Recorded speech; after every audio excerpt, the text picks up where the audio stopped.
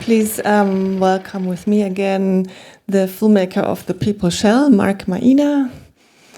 Round of applause. And then we have Maria Klatte by Miserio. And then we have Patience, Nitum Wisiga, filmmaker of The Woman Who Poked the Leopard. Please come on stage. And then we have Dr. Stella Nyanzi. Please come on stage and join us. Yeah, Mark, you said you wanted to do a short moment for Nick, for your fellow filmmaker. Yeah. So maybe we do that now.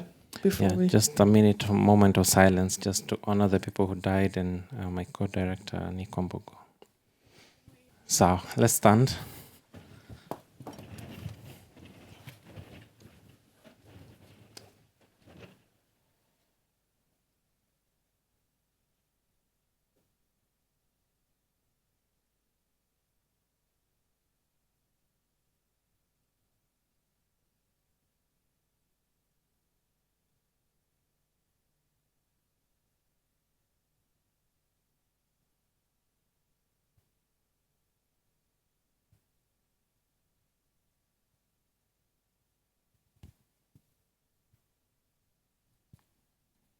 Okay, thank you. Thank you so much. This must be difficult for you now, I hope, or emotional at least. Yeah, absolutely. Actually, when I sat there, I felt a tear come because I think this is the first time I've actually watched outside of the audience of Kenyans. I've had some Kenyans in the audience, so that's nice. You're not alone. Not alone. Everybody after watching the film, most people get angry because it reminds them of the days when we went to the streets, because most of us were in the streets expressing our frustrations and expressing our rights in different ways, and we felt it was needed because the government was not listening to us. Our MPs were not supporting us. Most of them were being bought off, and they didn't want to let their boss down, so to say. But in reality, the people were their bosses. So for Kenyans, it's a really an important part of our history, because we tasted power, and once the people taste power, they know what they are capable of doing, and that's the beauty of the whole protest for me. Yeah. Wonderful. Yeah, before we dive into the discussion with questions, I just want to quickly introduce the panel so we know who we are talking with and to whom. So let me start. Mark, we already know you now, and also to your right is Maria Klatte. She is working for Miserio. She's the head of the Africa desk there and is doing this for many years already, also traveling to the continent many times and working with the organizations on the ground. And also on my left side, we have Patience Nitum Wisiga. She's the filmmaker of the film The Woman Who Poked the Leopard. We've seen this morning. And you had your world premiere in Leipzig. You also won a prize with your film. And since then, traveling around the world and showing this important work to the world. And then we have Dr. Stella Nyanzi, the protagonist of the film, and now she's many things: feminist, activist, researcher, politician, a refugee. Here you are. So there are different narratives. You live in Germany, in Bochum, and you are teaching at the Universität at the Media Studies, I read. Is that correct? Yes, thank you very much for having us. Thank you. Yeah. So welcome, everybody. And very good point.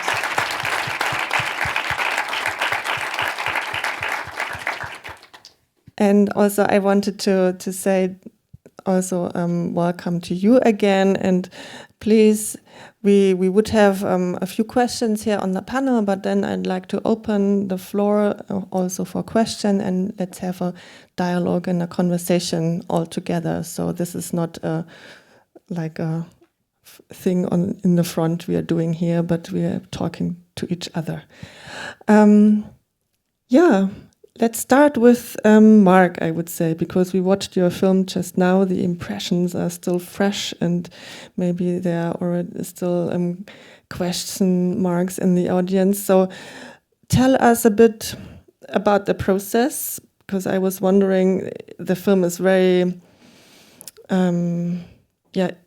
instant. I don't know if is that the right word, and very, also in a sense, raw. So it seems like it was quite hectic, the filming. So when you said you were all on the streets, when did you start taking up the camera?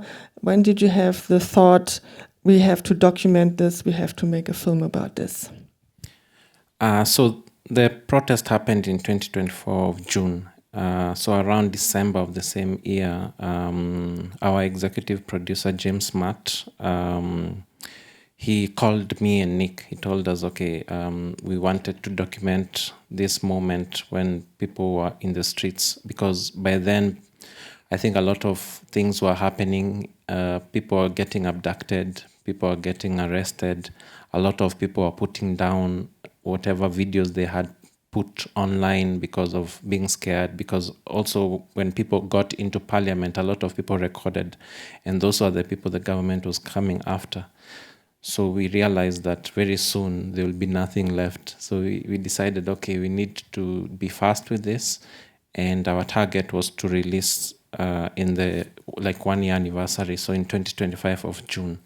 So we began now sourcing footage. So the executive producer is a journalist at one of the big media houses. So, he was able to get some footage for us to work with. And also Nick and a friend now, who is now the cinematographer, were in the streets filming majority of the days, but they were doing it in relation to a different project. They were following the women in the streets. So they were following 3 women, but at the same time they were also able to capture what's happening on the different days, because on each days of the protest there was a reading in parliament, and that's where now I came in as well to now write the story, because majority of the story was actually written in post. There was so much footage from different people, but we needed to make it engaging and make it as honest as possible. So that's where now we shortlisted the people who we felt were part of the movement, or rather were louder, because the movement, we call it was fearless, leaderless, and tribeless, because we were all in the streets. No one cared about which tribe you're coming from. We were just saying reject the finance bill. And I guess that's where now, the long process of interviewing them, capturing each of their emotions in each of the days, putting it, in the edit, because we had almost 12 terabytes of footage and 16 hours of just listening to different people talking, and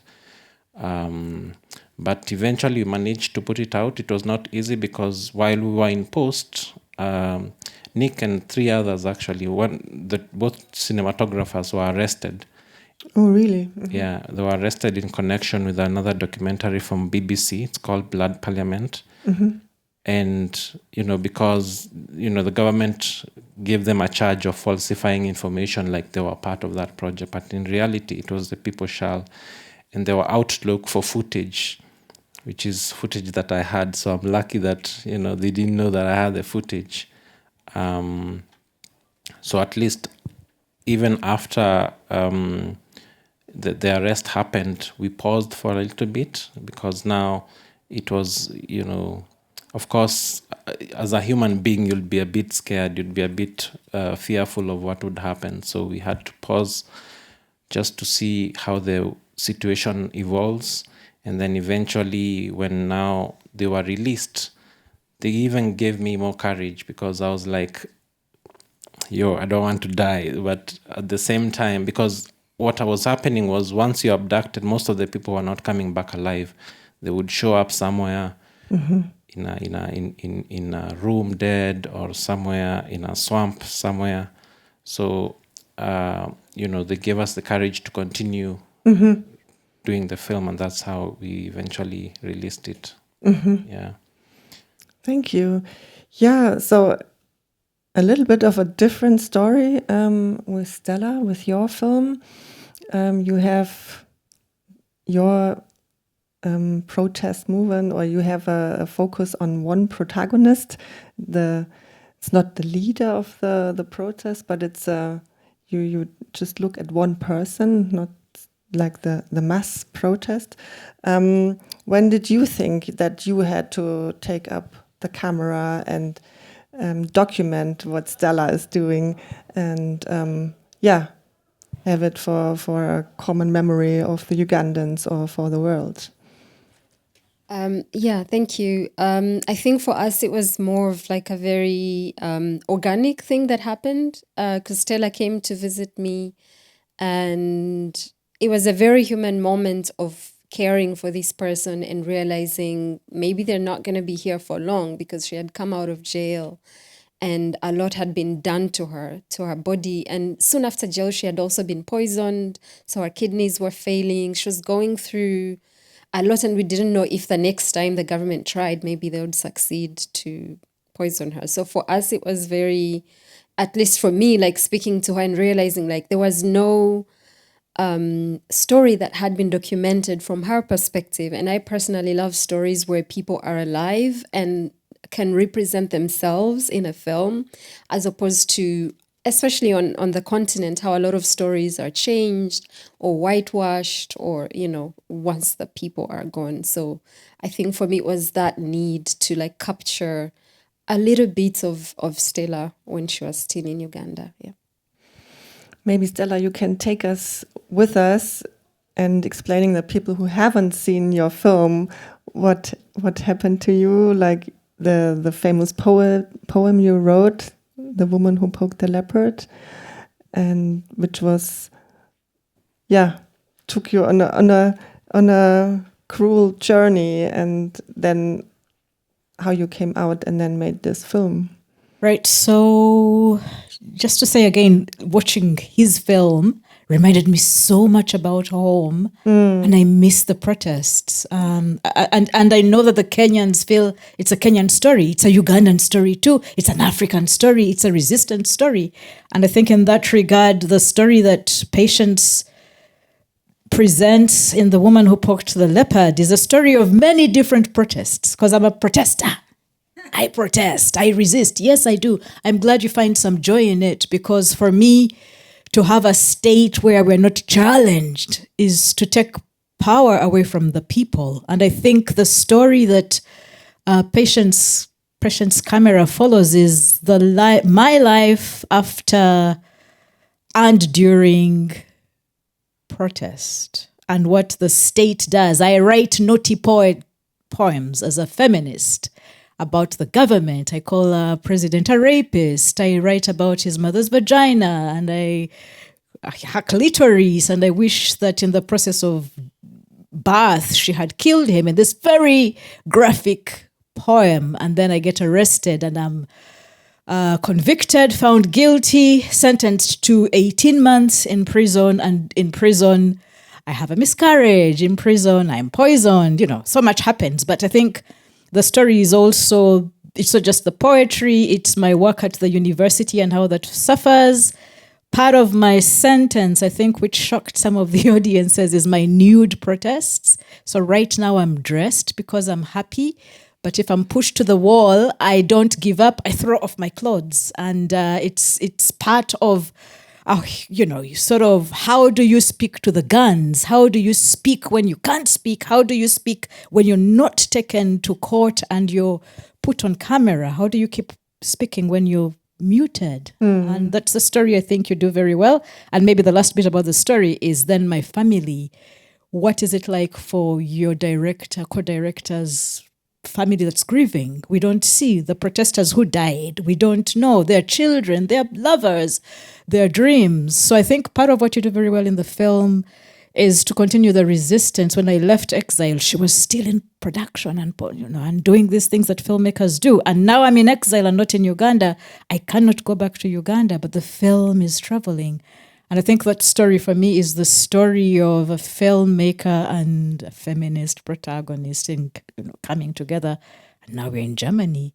And that's the story, really. We keep resisting in all sorts of ways. So thank you for having us here. Yeah, it's wonderful.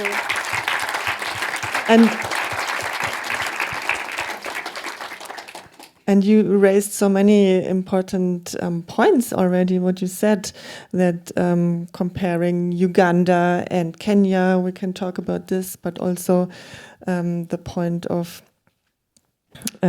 different kinds of protests, like performative protest or mass protest. And we talked before a little bit about the different generations of protesters. So let's dive into this. Maria, we also want to include you into the discussion. From your point of view of an outsider, kind of, as from Germany, but working on the African continent in different countries, what can you do in order to support, or what role can an outside organization play in this whole conglomerate of autocracy and the will of the people?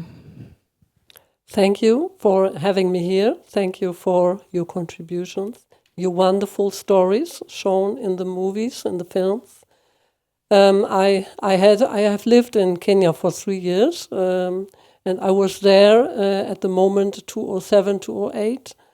And what I so much like about the film is that it shows what you just said, that this protest was leaderless, fearless, and tribeless. This is really something extraordinary. And in this, saying this, I want to say that each process has its own history. It has its own power stories. It has its own fights and its own protest and resistance methodologies and forms. And what can we do as outsiders? We can try to support different kinds of human rights work. And we do this as Miseria. We are not operational ourselves in the respective countries, but we support organizations who have their own teams, their own organizations in various thematic areas, going from agriculture to water, education, but also political work. Within the church, it is often called justice and peace. Church can play a role. If you look at protest movements in other countries, the role has to play a role as well. Looking at Congo, for example, the Bishops' Conference has been the only possible form of opposition for quite some time. But you also have contexts where the civil society of non-church actors is very important. What we can try to do is listen to the different voices, offering them support, and also talking sometimes together with representatives of these organizations to politicians here in Germany to also see what might be their role, what they could do to improve situations. So this is a bit about Miseria's role. Thank you so much. Mark, going back to the Generation Z, you were somehow portraying in your film, and the potential these people or these guys bring with them, and the social media, their hashtags, their phones. Would you say this is the future? And also considering that the majority of people in African countries are young. I mean, maybe you know the numbers better than I do. But what do you see? What could the future bring then for political or social change? Social media was a very important tool that we used because it enabled the information to get faster to people. It was also very quick to be able to understand what's happening because of the many translators who are there. We have 42 tribes in Kenya, and majority of them probably won't start reading an English bill and understand it as one of the Calvin, the software developer, was saying, because it has a lot of jargon, and sometimes a lot of information can just pass you by. So a lot of people came out and they were translating it into different languages so that, in layman terms, you can understand. If you have a car right now, it will affect you. But if you don't, people didn't care, because I'm like, okay, I don't have a car. Why should I care that cars are being taxed? I'm not a woman. Why should I care that sanitary towels are being taxed? But you'll have a sister, you'll have a girlfriend, you'll have your mother, eventually it will come to affect you. So that enabled people to come together and organize, because also posters were being put up, and those posters were saying, okay, today we are showing up here, please come with a bottle of water and a placard, or a handkerchief for tear gas and all that. And it was amazing because also a lot of other bodies came together. The legal aid gave their expertise for free. Doctors were giving it for free. And, even journalists were coming to capture, and they were helping the protesters, because most of them, they were in the side of the protesters, because all of us were affected. Even the police themselves, they were like, even me, when I go home, I don't want to buy this bread this much because my salary will remain the same. So I feel like the protest, having started from the femicide march was very peaceful. A lot of women came out to protest about femicide, and it gave us like a blueprint of how the protest would be, or how it would look like. And I guess now, as we started doing the protests, it was a little bit invaded by goons, and some of them now started causing chaos. What you don't see in the film is there were a lot of shops that were destroyed. There were a lot of more people who were also injured. But I feel like the fact that people came out willingly. Myself, on my first day, I didn't want to really go out in the streets. But when I saw all these women, coming out to protest, I was like, they give me courage as well, like in terms of not fearing that a bullet will hit you, because a bullet doesn't hit the people at the front. It goes to the people at the back, yeah. But when I saw all these women, coming to the street, that was also something that I needed to bring out in the film, because there's always that classist feeling of protests are always with a certain demographic of people, but with like the protest that happened, everybody was there, everybody was helping each other. If let's say you're stuck somewhere in town, people are giving free rides. People are really there for each other. So there's a feminist side to protest. I mean, we talked about this already this morning. You met also at a feminist encounter or event. So maybe you guys can tell from your perspective what kind of importance it is for protest in Uganda. Also, you, Stella, as a feminist. I can start. I think for me, it's a very new and colonial thing, this whole like role of women in the Ugandan context, because before colonization, our societies were led by women. So the nurturing, the making sure everybody's safe was done by women. So I think that's why, even with the film that I did with Stella, why I liked, before we even made the film, I liked that she went to pre-colonial ways of doing things, because in our culture, if a woman, especially a mother, undresses, it's a curse. You're supposed to check yourselves as a community. What have you done wrong? Can you correct your ways? So I think for me, it's a given. It's not. Women are in charge of society. Women are our grandmothers head our families. Our mothers provide for families. So it's I think for me it's an opportunity to sort of explore how the world can learn from that old system, because I think it's clear that it's not working. This whole patriarchal capitalist thing is not working. It's an experiment. It has lasted a long time. Thank you. I love that.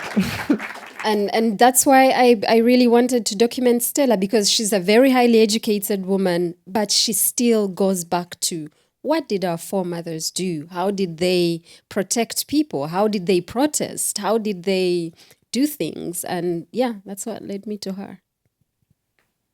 I mean, yeah, I think I like your question about women and the fact that in Kenya, the femicide means the killing of women. Feminist means equal gender. We're all equal, whether we're a man or woman or third gender. And I think for me that the question around women doing the work we do, especially back to the issue around social media organizing, why I love your film Patience. Yeah, I'm the protagonist, okay. But I think more than being the protagonist, it's how a lot of the possibilities in Kenya are not possible in Uganda. It's not possible for women to come to the streets, to call out people, to use our voices against the regime in power. A lot of women who have privilege in Uganda are working with the oppressor, right? And a lot of people who say, but there's freedom of expression in Uganda. It's because the women are speaking, but they're speaking with the oppressor. And I think that part of the beauty around feminism, as you say, at least the feminism I know, is our mothers were challenging all the time. My grandmother was challenging all the time. And it didn't matter what the fathers and the men and the sons said. These women sat and said, but no. But how? Why? And I think that what civilization did, I have a PhD, what it does is it teaches you to conform and to be good and to, cross your legs. But our mothers were widening their legs and saying, how? And we're not allowed to widen our legs or take out our clothes and disrupt. And I'm a disruptor. I'm very peaceful ordinarily, but I'm a disruptor. And I think part of the problem with the world today is disruption has been called psychosis. We are allowed to be, we must be quiet and allow the bullying to go on. And I think it's wonderful you're showing we can do it in masses in Kenya. In Uganda, where we can't do it, where they beat us and kill us on the streets, we can do it online. But I'll tell you a little bit about online. I was arrested for a Facebook poem. It was on Facebook, people. We have laws against organizing online. They are surveilling us. They have, in my country at least, we have a Computer Misuse Act, which does not allow us to express ourselves against the regime in power. So again, I celebrate Kenya, an East African country where the Gen Z did it. And we always follow your hashtags. Ruto must go. He must go. And we say, how do you do it and get away with it? And I think part of why I love that we are together is because we are not just Jumuiya East Africa, but we are also learning from each other, because your dictator is learning from our dictator. Mm-hmm. Okay? And how do we learn from each other to organize effectively? Yes, bodies will go, people will die. But how do we organize beyond the death? How are you able to find some energy amidst the bullets, and you advanced? I love that. It was dangerous, but people were advancing. It was violent, but people were doing it. And I like that you're younger. We're older. Mine is an old women's film, right? But it has to be transgender. I mean, I'm 52. I mean, these are 22-year-olds who are speaking. It's transgenerational. And I think I know I've talked too much, but part of what's important is how to bring the class and the gender and the generations and these political divides together. And what you're doing with your films, both of you, is allowing people like us whose stories ordinarily are very boring to come to the limelight. And I want to thank both of you and you for doing this for Africa. We have to resist. Yeah.